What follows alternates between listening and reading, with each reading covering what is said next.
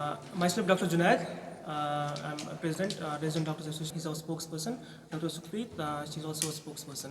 Basically आपने हमने हमने आपको बुलाया बेसिकली आपको पता होगा हमारे इश्यूज़ जो रिसेंटली एक ऑर्डर पास हो गया था हेल्थ मेडिकल एजुकेशन की तरफ से via order number 282 JKHME of 2023 dated 4/4/2023। इसके अकॉर्डिंग बेसिकली इन्होंने for the selection of registrars and faculty and demonstrators इन्होंने बेसिकली MBBS इसको मार्क्स और परसेंटेज को वेटेज में लाया है। इससे पहले ये नहीं होता था। इससे पहले जो एग्जिस्टिंग सिस्टम था उसमें MCQs होते थे और जो ऑन द मेरिट जो क्वालिफाई करते थे स्टूडेंट्स, चाहे वो कहीं से भी हो, FMGs हो, इंडियन मेडिकल ग्रेजुएट्स हो, उनको जाके वो क्वालिफाई करके वो जाके ऑन द मेरिट सेलेक्ट होते थे। बट इसमें इस ऑर्डर के अकॉर्डिंग ने क्या किया कि इन्होंने 50% वेटेज जो दी है वो दी है MBBS मार्क्स को, प्लस एडिशनल 25% दिया है जिनने पोजीशन होल्ड की है, first position, second position, third position. तो टेक्निकली 75% जो इनको वेटेज में जो दे रहे हैं वो दे रहे हैं on the basis of MBBS marks. तो इससे पहले कोई सिस्टम नहीं था, ये प्रिमिटिव सिस्टम था, ये पहले होता था, ये पहली बार ऐसे हो रहा है। मतलब we are going back to the time जबकि इतने रिफॉर्म्स आए इसमें एग्जामिनेशन स्कीम्स में। अब इशू जो हमारा है जेन्युइन, अब इशू इस ऑर्डर में क्या है, इस ऑर्डर में मेन इशू जो है जो हमारा जो इंडियन मेडिकल ग्रेजुएट्स होते हैं, हमें जो परसेंटेज होती है वो एवरेज होती है 55 to 60% ऐसी। चाहे आप कहीं भी पूरे इंडिया में जो हमारे नेशनल मेडिकल कॉलेज हैं, हमारे टॉप पोस्ट पर 65% होते हैं। एज़ कम्पेयर जो बाहर के स्टूडेंट होते हैं, फॉरेन मेडिकल कॉलेज जो ग्रेजुएट्स होते हैं, उनकी जो परसेंटेज होती है वो उनकी एवरेज जो होती है दैट्स 80%। तो उनका जो दूसरा, तो एक इशू है।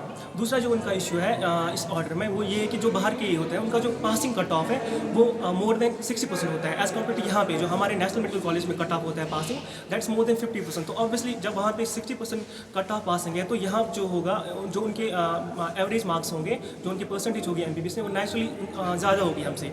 तीसरा जो है जो बाहर फॉरेन मेडिकल कॉलेज में जैसे कोई चाइना से करता है, कोई रशिया से करता है, उनको वहाँ पे ग्रेडिंग सिस्टम इन प्लेस होता है। तो वहाँ पे A1 A+ उनको मिलता है। A+ वो इक्वेट करते हैं मोर देन 90% मार्क्स जो हमारे यहाँ पे हो। तो ये कैसे आप इक्वेट कर सकते हैं जब यहाँ पे आपको जो हमारा एग्जामिनेशन का जो असेसमेंट सिस्टम है वो डिफरेंट है, जो वहाँ पे मार्किंग सिस्टम है, असेसमेंट का सिस्टम वो डिफरेंट है। आप इनको इक्वेट नहीं कर सकते। पहली बात, जो वो बच्चे होते हैं FMGs, जब वो एग्ज़ाम देते हैं वहाँ से जब यहाँ पे आते हैं, सबसे पहले उनको FMG एग्जामिनेशन क्वालिफाई करना होता है। उसके बाद वो जाके नीट PC के लिए क्वालिफाई होते हैं।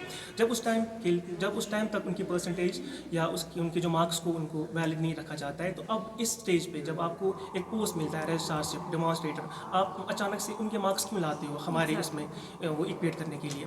तो हमारे मेन इश्यूज़ यही है, हम किसी के अगेंस्ट नहीं है। हमारा मेन ये है कि हम अब गवर्नमेंट से ये रिक्वेस्ट कर रहे हैं कि प्लीज़ इस ऑर्डर को एक बार फिर से रिकन्सिडर किया जाए और इसको अच्छे से देखा जाए, क्योंकि इस ऑर्डर की वजह से जो हमारे अपने स्टूडेंट्स हैं, नेशनल मेडिकल ग्रेजुएट्स होंगे, वो बहुत सफ़र हो जाएंगे। हम तो पहले ही आउट ऑफ कंपटीशन हो जाएंगे बिफोर फिलिंग अवर फॉर्म्स।